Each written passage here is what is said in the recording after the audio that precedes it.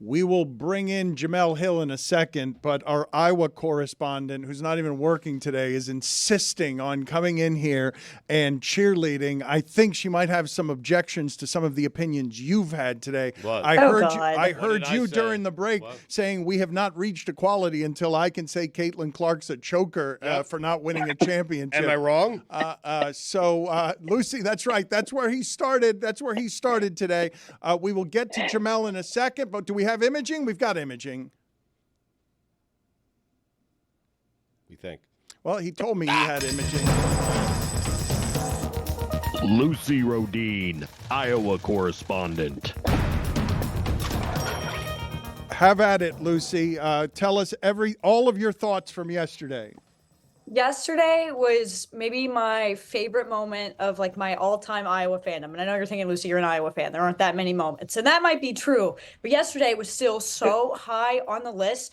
Just when it started off college game day, you see the crowd. They all have their women's basketball lives here shirts. You're like, oh my God. Maya Moore comes out. Caitlin Clark screams. It was the best moment of my entire life. She was so happy. She was so pure. Then for her to go out, break the all-time NCAA scoring record. All time. I know there's conversations about NAIA and D2 scores that have scored more than Caitlin. That's not the point of this right now. The point is that Caitlin Clark came in. They beat the crap out of Ohio State. I feel like the score was closer than it actually was. If Iowa plays like that, if Hannah Stuelke plays like that, if we see Sydney Folter keep that going, Iowa will win the national championship. We're going to win. We're going to win. Stu, you won't be able to say that anymore because we're going to win. I hope I never have to say it again, to be honest with you. A technical free throw is not the way to do that. Well, she was a little off in the first half. She was trying to do a little too much. Caitlin, she got a little yippy. You saw this ahead of the Kelsey Plum record. You could see that Caitlin was kind of in her head about it. Once, I didn't like the technical free throw, and I also don't think that should have been a technical. However, it doesn't matter. Who cares? Iowa won. She went off, had a great game. Not even her best. I was like, oh, she probably left 15 out there. Still at over 30. That's my girl. I'm so proud of her. How you do it absolutely matters. I'm with Dan on this. I would have missed the tech. I would have. You would have missed it on Get purpose. in a more traditional way, flashy way. Yeah. Oh, bull. Get out of here. I think it works because she broke Kelsey Plum's record on that like insane logo 3. She already had that moment. And I hope that Caitlin said, I don't care about the record. I just care about getting the win. And that's why she made her free throws, because she's a team player. How hard was it for Travis Scott to get to that game physically between snow, airports, and travel? Well, I don't know if you've heard about global warming, so it was 60 degrees there. So it was lovely. He was able to get there quite easily. Iowa actually has an airport very close by that's not like impossible to fly into. So he probably had a little private jet land in the Cedar Rapids or Iowa City Airport. He came or in. Indianapolis. Or not Indianapolis. Oh, It's just 7 Dan's hours bad. away. It's 7 hours away. They also, by the way, ESPN like 4 times called Iowa State and put up Iowa State graphics. That pissed me off. That was not cool. What other thoughts do you have before we give the floor over to Jemele? We just wanted to get you to celebrate for a few minutes. This is such a cool moment. And as an Iowa fan, as a diehard Caitlin Clark fan, like, just take it in. Enjoy it. I've been watching her for 4 years at Iowa. I remember when she committed to Iowa. It still doesn't, like, I'm not used to it. Every time she shoots one of those crazy logo 3s, I'm like, why are you doing that? Every single time that I see her vision, I'm like, we're watching one of the greatest to ever do it. We should just enjoy it. We should be there. We should live in the moment. And you know what? Hannah Stuelke, shout out to you. You don't get the praise you deserve, and Iowa will win the national championship if she can continue this. It's all about Hannah.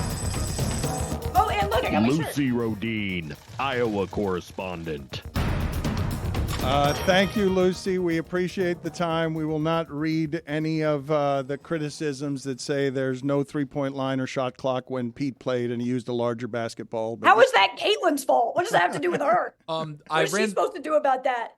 I ran the math really quick. It looks like at 19.9 three-point line, Pete would have shot 13 three-pointers a game and averaged 57 points per game. Okay, we don't want to do that. He Get never out of passed the here. ball. He did that outside the imaging. Get out of here.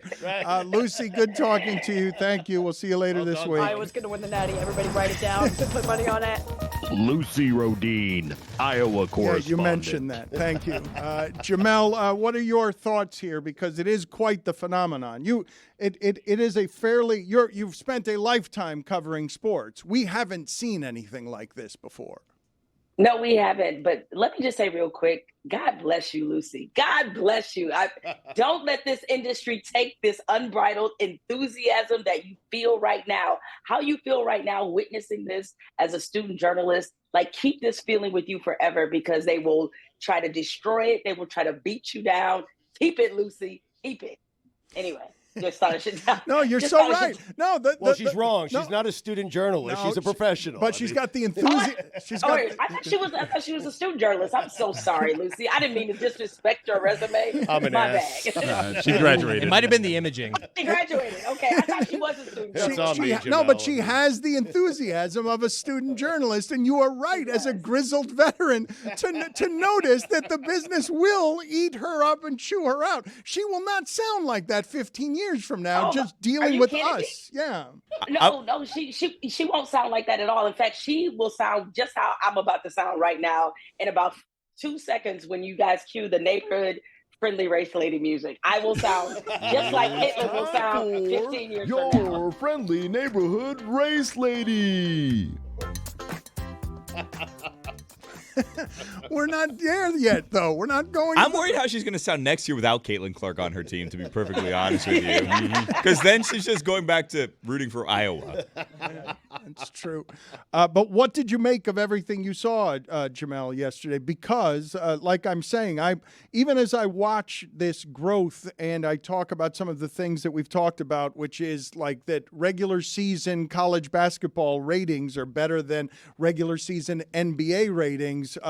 Caitlin Clark is at the front of a movement that I never expected to see flourish in a place like Iowa.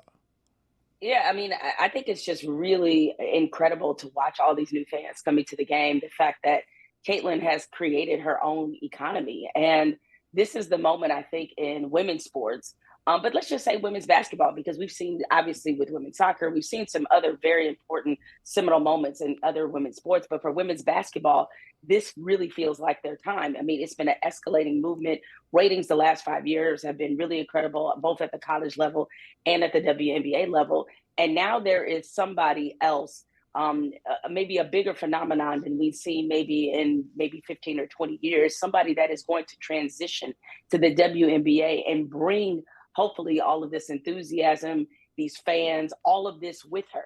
It felt, I said this last year when Angel Reese and Caitlin Clark obviously squared off in the women's Final Four, is that this very much feels like this could potentially be the Larry Bird, Magic Johnson kind of moment, if you will, in the sense of that something that was so special at the college level transferred over to the professional level, and it changed the NBA forever.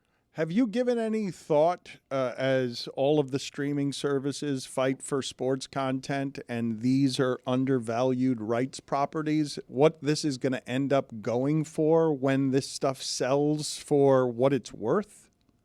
Yeah, it's grossly. It's a huge bargain right now, I think, women's sports, especially women's basketball, if you think about it.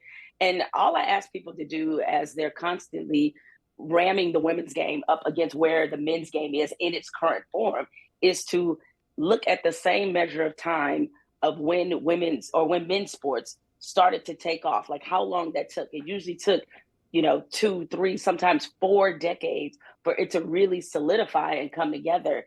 And I think this is what you're starting to see the evolution of now, all the hard work, the fact that a lot of these women had been in this game and been committed to this game when there wasn't the type of payoff that you're seeing Caitlin Clark have now. There was something, even though this was a great moment, Dan, I have to be honest, there was one small bit of it that was sad. And this is where the conversation takes a turn.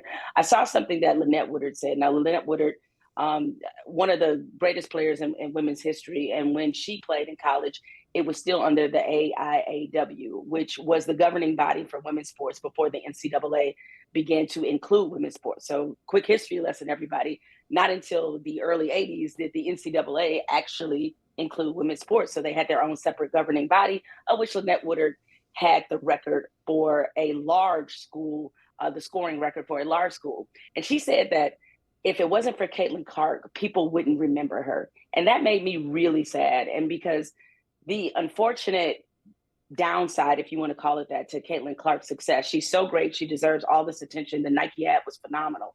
But it also makes you understand the erasure that has happened in this game. And Lynette Woodard, again, I said she holds the large school scoring record. Pearl Moore actually holds the lower school scoring record for the AW, which was 4,061 points. None of these scoring records are included with the NCAA. And that's the shame of it, is that they didn't transfer over the scoring records. And I'm not saying that that diminishes in any way what kind of player and what kind of performer and what kind of talent that Caitlin Clark is. But when people are talking about who she's doing this on the shoulders of, a lot of it is Black women whose, frankly, legacies have been erased. And so I hope this is an opportunity, a teachable opportunity for people to understand the people that came before them. And so when you hear someone, I know she got into a lot of trouble, but when you hear Cheryl Swoops talking about and trying to contextualize what Caitlin Clark has done, she's probably thinking not only about herself, but all these other women who have come before her that have had their legacies pushed aside and erased, because that's just in many ways how sports fans are programmed to do when it comes to women's sports. So I hope this is a good opportunity for people to learn more about the great players that have preceded this moment. I don't know if that, I hope the same thing, but I don't know if that's happening at all, because I think the coverage of women's college basketball this season has completely ignored the fact that South Carolina just had their second back-to-back undefeated season. They haven't lost at home in 3 or 4 years, and they're the best team in the country right now, ranked number 1, undefeated, 27-0.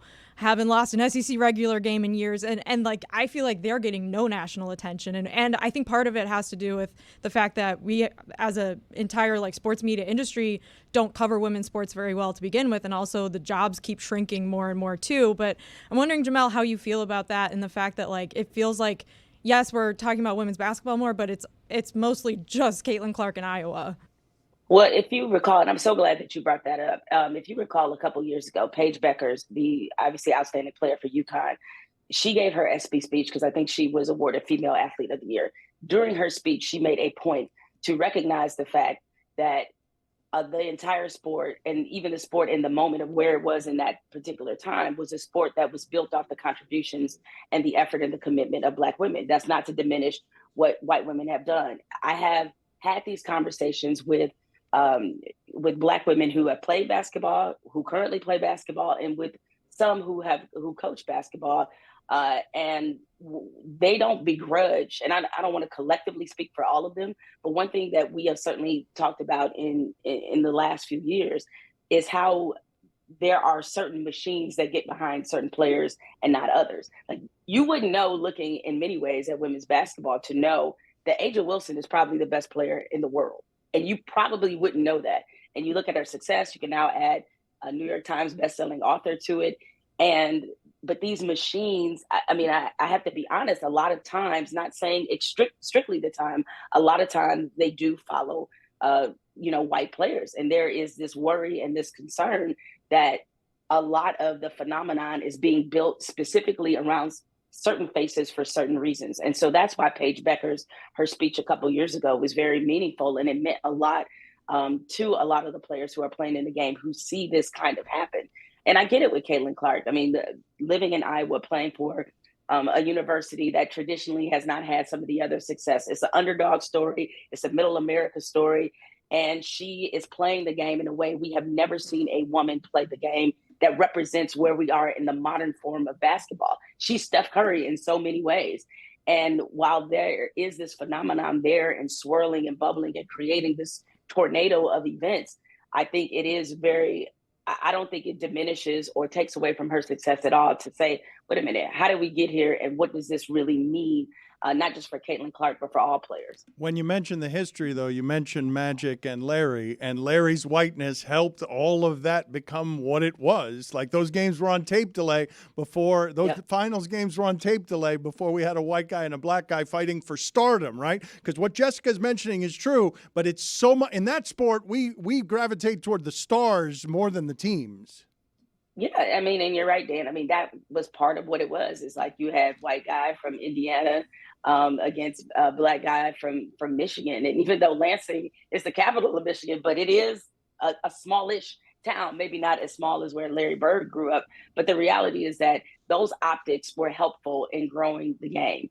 And even though there was that undercurrent of race that was forever there, it did help grow it. And we saw how strong that undercurrent of race was between Caitlin Clark and Angel Reese. And frankly, even with Cheryl Swoops, and don't get me wrong, I understand that there was factually some things that Cheryl Swoops got wrong in characterizing her game. And later on, those things were corrected in that same podcast. But, Cheryl Swoops talked about the fact that she was called a racist for critically analyzing her game. And if anybody could analyze her game, you would think Cheryl Swoops would be qualified. So that bubbling, that undercurrent is there. Because even when I bring up Caitlin Clark, it's like, and we've seen this so much in sports before, Dan and Stu, is that if you don't call them the greatest thing you've ever seen, if you don't say, hey, this is the most exciting women's player ever, this is the best women's player ever, that you're somehow being a hater. And if you're black and saying it, somehow you're being a racist toward Caitlin Clark. And it's like, no, I've just watched 30 plus years of women's basketball. And I will say she's one of the best college players in history. She is definitely the most exciting women's player in the game right now. But the extra platitudes turns this conversation into something it's not supposed to be. We're supposed to all feel like Lucy right now, but there's always these other things. And, unfortunately, when you become a grizzled veteran, you can't unsee some of these things. It's true. It's like you want, I think the Caitlin Clark conversation should happen, but also it would be great if the rest of the sport got some coverage, at least like a little bit. I feel like this season has been so focused on it, which then, like you said, it adds to this feeling of like, you don't want to take anything away from it, but you wish there was just more. Like, I wish there was just more of it nationally. And you could tell in the analysis too. And that's another part where it's clear that there needs to be some growth in this game, is that you're having a lot of people chime in who have not watched beyond maybe Caitlin Clark in Iowa, beyond maybe the last couple of years. And so you also see sort of this vast hole in terms of who is talking about women's sports. Certainly there's a lot of incredible female analysts, but Caitlin Clark, her success hasn't gotten a lot of them positioned to talk about Caitlin Clark, even though they've been talking about women's basketball for a long time. People are by default looking at the men to contextualize what is happening. I mean, God bless Shaq. I know, when he said that she was the best women's player in history, and I'm like, dude, Cheryl Miller's still here, right? Like, I'm not saying that those conversations shouldn't be had, but that's what's happening, is that people are going to Shaq. They're going to, men who certainly watch the game, but the women's game, while all still basketball, it's a different game. And I think we need more people to be able to analyze this game properly, who are women who have been doing this for a long time. That was your friendly neighborhood race lady. Was there any moment for you cooler yesterday than the way Caitlin Clark squealed when she saw the Pioneer? She saw Maya Moore. I don't know if she thinks she's better than Maya Moore, but she saw Maya Moore and was delighted by it. Yeah, that was an amazing moment. And that's about, this torch that has passed. I mean, you think about Maya Moore's age and why she left the game. Maya Moore should be playing right now. But I thought that was great to see, and great to see Caitlin acknowledge somebody who's been obviously a tremendous influence on her career. And again, this offers an entry path and an entryway for those who are just now discovering women's basketball because of Caitlin Clark. I don't begrudge you. I'm not going to do you how sometimes soccer fans will do new fans that come to their sport and just totally haze them the entire time. Welcome, and I'm glad you're here. But while you're here, make sure that you look through those archives to see some of the women who have done it before. See you later, Jemele. Good talking to you. All right. Stugotz, you know that Tony has been trying for several weeks. He has been workshopping what has been a great question that has gotten a lot of response every time that he asks it, any room that he asks it in, except when we were trying to do it in Las Vegas in front of people during a live show when Billy undercut him from the very start and ruined the ability to ponder his question of whether a player in baseball who went 1 for 4 in every single game with a single for 5 straight seasons and had an 800-plus game hitting streak would make it into the Hall of Fame. Yeah, first ballot. 0 career home runs, 0 cares? career extra base hits, Right. a career 500 OPS, Yeah, but DH doesn't play the field. a hit in every game he played. 810 game hitting streak. Chris Cody has now put out this question to a series of people. Okay, at the beginning, it was just Adnan Virk, Mike Schur, Boog Shambi, 5 people, 5 baseball authorities. Boog Shambi didn't answer, and the vote came back. Still waiting to hear back from Boog. I tried to get it on to Billy because I think you have a better shot at this than I do. Classic Boog. I have not asked Boog. I did ask for you, Jeff Conine and Craig Counsell. How many people have you now asked? How many responses have you gotten? 16. You want me to just rattle some names before I give you responses? We have Tino Martinez, Bob Costas, Keith Oberman, Mike Schur, Craig Counsell, Rich Waltz, Kyle Seeloff, Bill Ripken, Harold Reynolds, Carlos Pena. Wow. And I got sources. I'm expecting more submissions tomorrow, but as of right now, I have 16. Are you reaching out to all these people on your own? It's kind of. Right. My tentacles are. Okay. I thought the 5 that we asked were supposed to be the definitive answer, and then we were going to Correct. go Retire with that. the question. I didn't the like rest that of answer. history. You can't contain this. Right. This Like is the answer bigger we got. than the 5. What is This it, 5 all years of and hit baseball. every I actually thought day? it was Kirchin who was going to decide this for us. I can ask Scott Rowland. I mean, Yeah, sure, ask him. Okay. You have to play in Major League Baseball for 10 years to be eligible for the Hall of Fame. A couple he's nerds not said even that. eligible. Kirkchin and Costas got in there quick with that, but we followed up. This is a hypothetical. Yes, we're putting that rule aside for this hypothetical. So you just are going to keep asking everyone until they say yes. No, it's not about yes. Billy, it's not about yes. It That's what you don't seems to get. because all the no's, It's the you thought just keep exercise. asking more people. No, it's the thought exercise for people in baseball, the real people that know. Okay, not like you who wants to undercut The the real baseball. people that know I'm until trying to you bring know. baseball back by this conversation. We're going to see this on MLB Network one day. We're going to be like, wow, where'd that come from? Here. It's never going to get to yes because this isn't a question that serious baseball people will entertain as putting in the Hall of Fame. But this is why, when you talk to little kids, they're like, I want to be an astronaut. You're like, okay, you can be an astronaut. It's exactly that. Just tell them what they I wanna want to be a hear heat so the broadcaster. conversation ends already.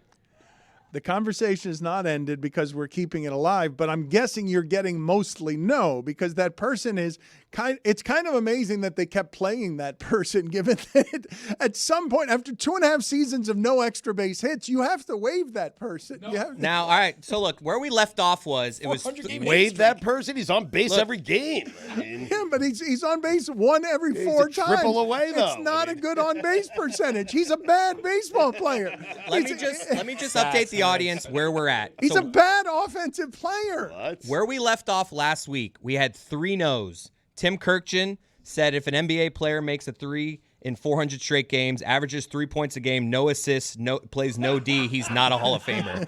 That was Tim Kirkchin's rebuttal. Mike Schur also voted no. He said it would be exciting every time he started a game 0 for 3, though. Okay? But a great they would point. break into coverage, and everyone would hate this guy because they'd break into coverage for a crappy player every time he's 0 for 3, like Mike Schur said. This is what Craig Counsell said, actually, because Craig Counsell's response. Spoiler alert. Well, I'm going to give him this one, but you can give them the other one. You have plenty of others, and now Stugotz is also texting Scott Rowland. Wait, you're texting Craig Counsell? Yeah. I want to sing "Take Me Out to the Ball Game" at Wrigley Field. You can make this happen. Wow. So I mean, Boo could. I mean, if he responded. Right, and he won't. Stugotz, Craig little Counsell's closer, I You're feel right. like, to the Yeah, And that source. didn't take Jess long there. Also Notre Dame guy. Little Stugotz and everybody. Yep. Like, Craig Stugotz. Counsell, what can I get out of the deal? Exactly. But what he said is that is an ESPN Hall of Famer for sure. Huge ratings Oh, yeah. for that ground ball through the 6 hole. But late in the ninth, oh, God, he did it. And then Jeff Passan also said no. He said 500 OPS awful. You can't reward someone for being consistently bad. So that's 4 no's we have because Dan just said Craig Counsell. Respectfully, Jeff Passan, that's the opposite of consistently bad. He is consistently okay. Dude, Right. 1 for 4. Yeah, I was going to say. I'm waiting on Scott Rowland. I'm waiting for a response. I also just asked Jabba Chamberlain. How about that? Oh my God. Our Oh, only wow. He's yes, never gonna answer as you. of last week, was Adnan Virk. And it was like after he was like, I already talked about this. He It was has very kids. unthought He knows the about. drill. He did not think it through. I got another yes. Exactly, Billy. Greg Cody says yes. Hall of Fame voter. How about that? I had to ask him. He's a Hall of Fame voter. Another yes. Tino Martinez. Wow. Taylor knows his son. That's how we got to him. Well, Adnan Virk, Billy, you accused Chris of the thing I think you need to be accusing Adnan Virk of, because once he found out that he was the only yes, he started asking other people the question on Chris Cody's behalf. This is how this metastasized, is because Adnan Virk wanted more yeses, not Chris Cody. And go ahead, Billy. No, that's how it's going to end up on MLB Network, is he'll ask someone one day on one of his shows. I was like, Adnan, you can have this, because I know Tony would love it if that question ends up on MLB Network. Are we just like texting all the baseball players we know this question now? All right. I could probably get a few names. Okay. Send it off. Yeah. Nice. All right, so right now, as far as I've announced, we have 4 no's. How long are we going to stretch this out? We've already talked about it on 4 shows. We're 4-3 right now. But when Harold Reynolds enters the game.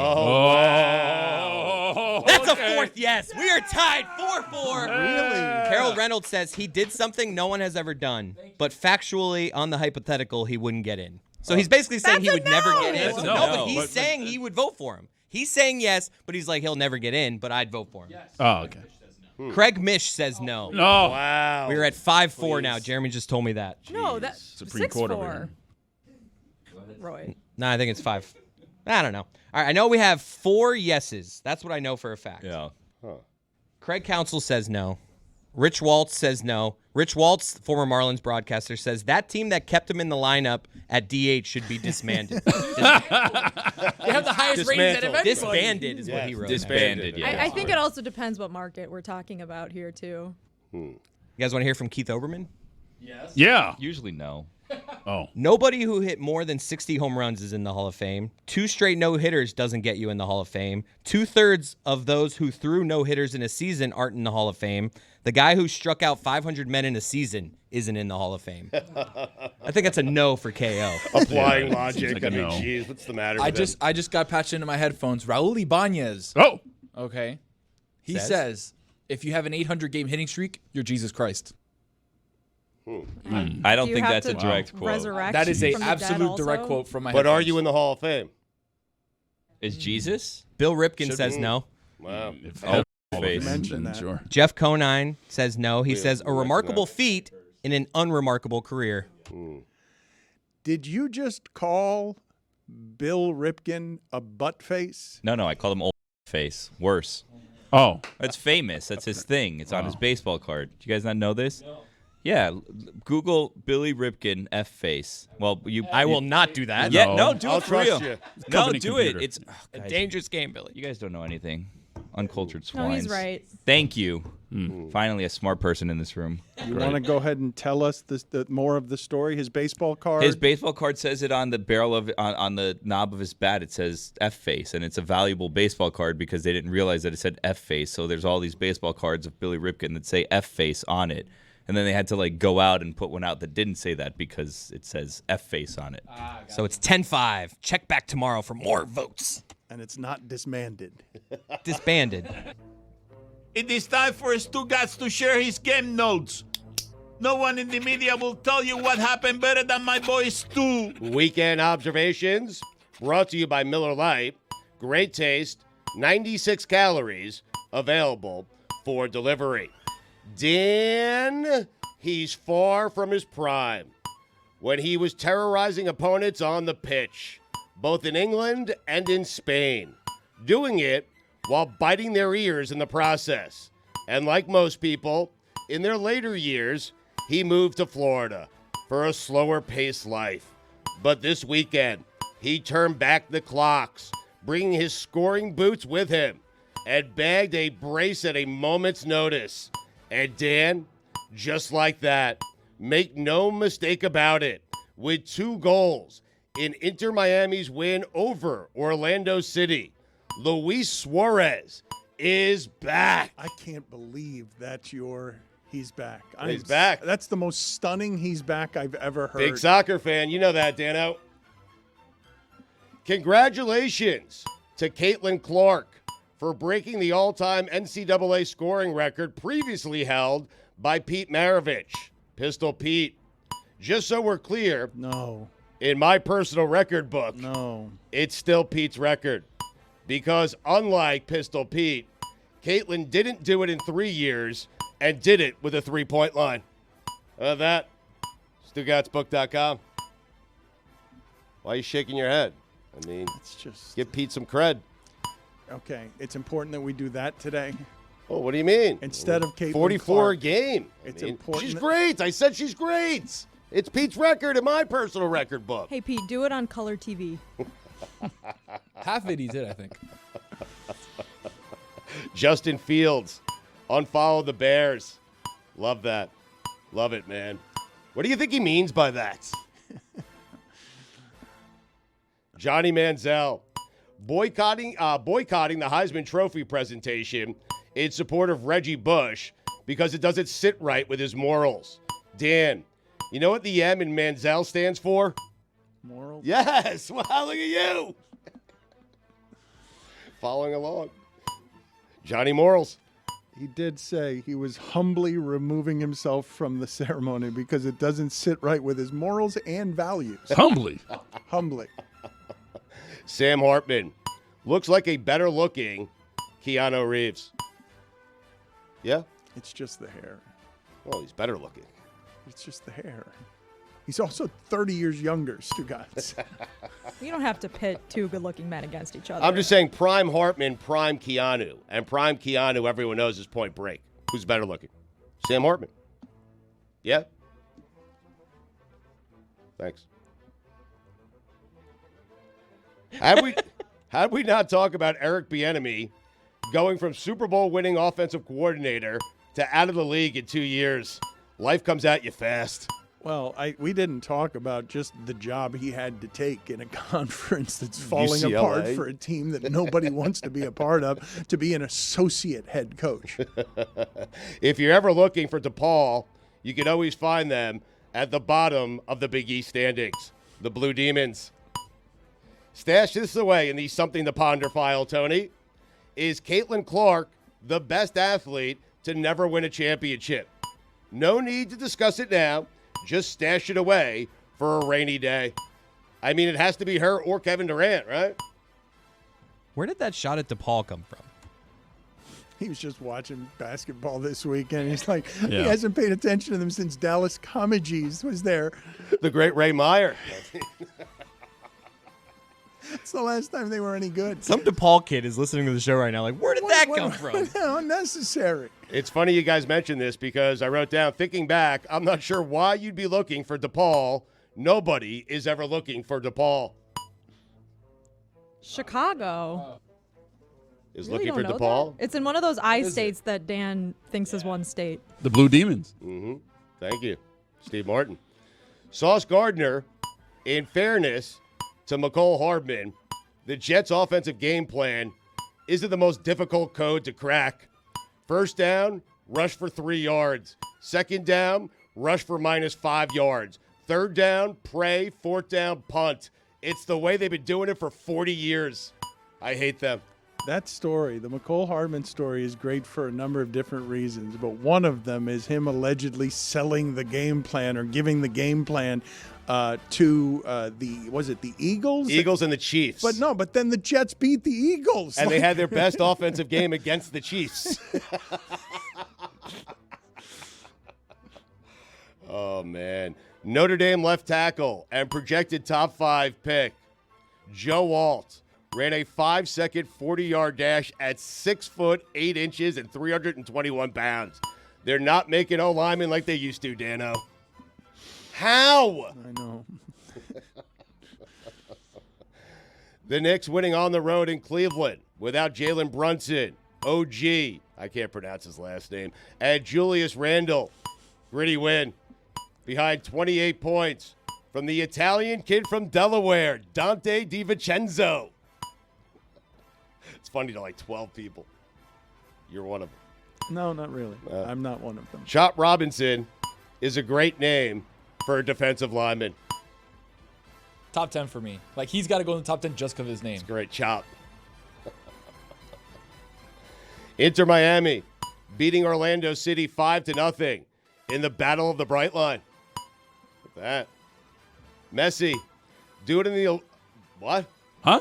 Do it in the Lamar Hunt U.S. Open Cup.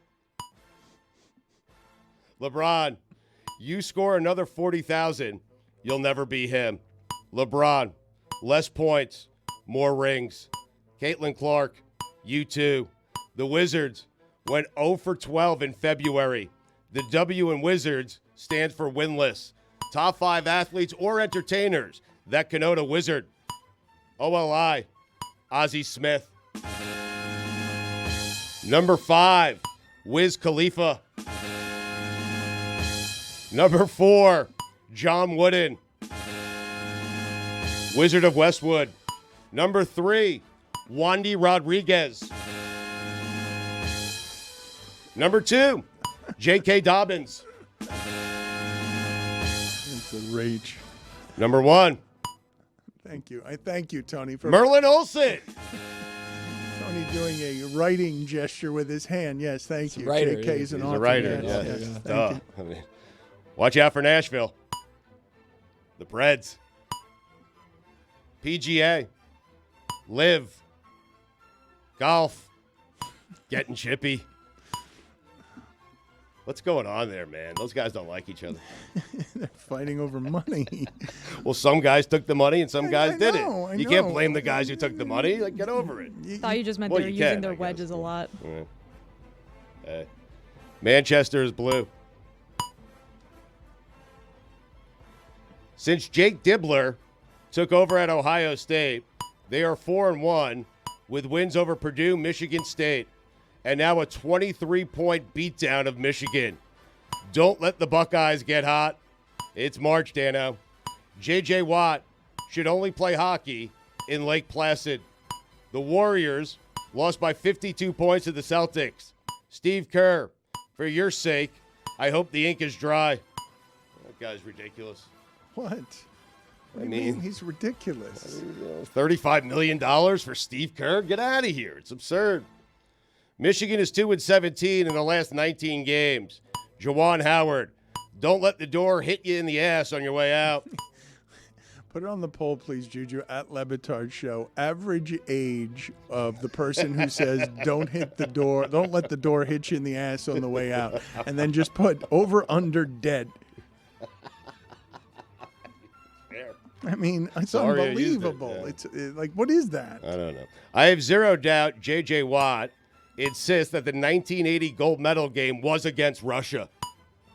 The Soviets. It was against Finland, everyone.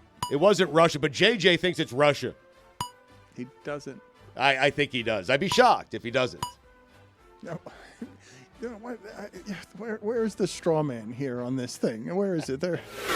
Straw man. And I have zero doubt. It doesn't mean.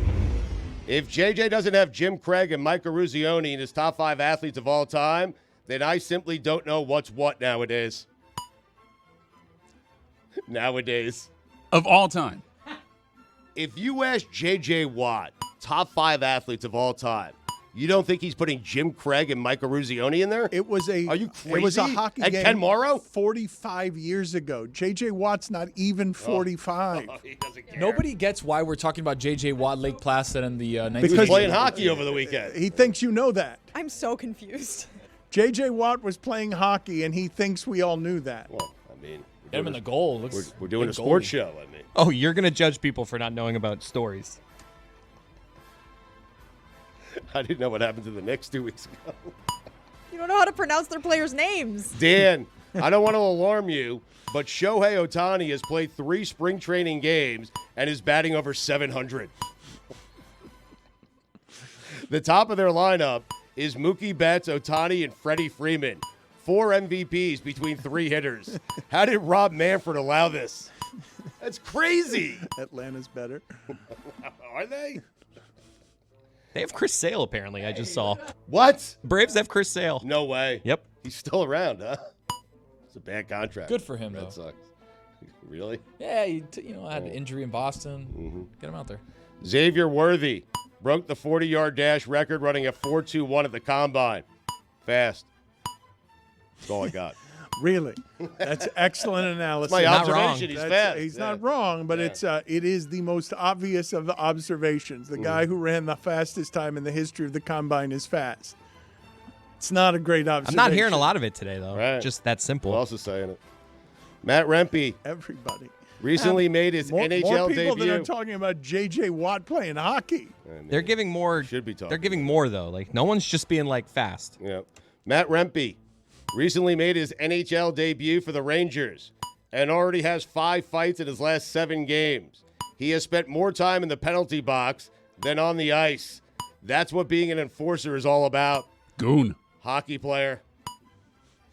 In honor of the great Chris Mortensen, the Chris Mortensen top 5 information guys in sports media history. Wow.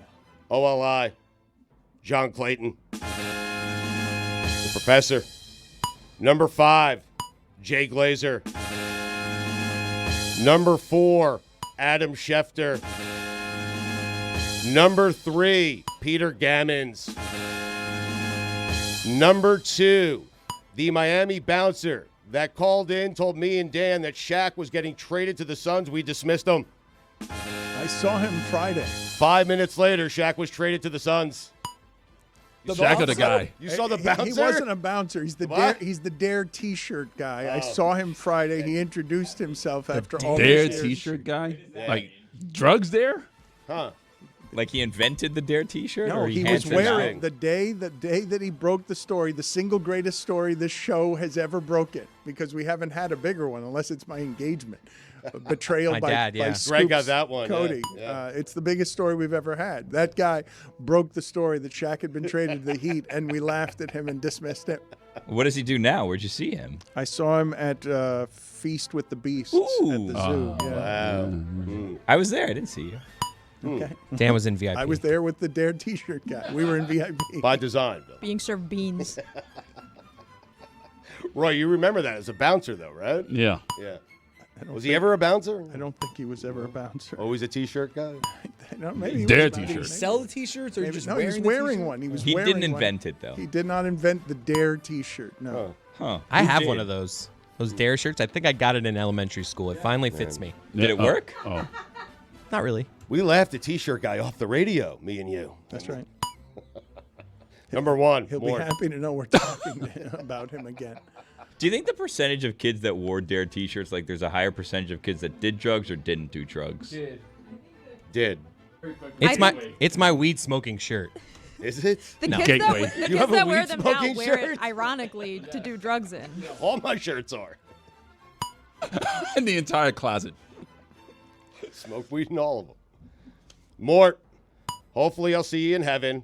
Coin toss for me.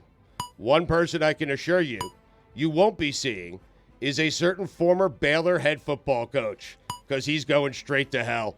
Speaking of hell, Art Riles. Dan, those are the weekend observations. You have it as a coin toss that you're going to hell? 50-50.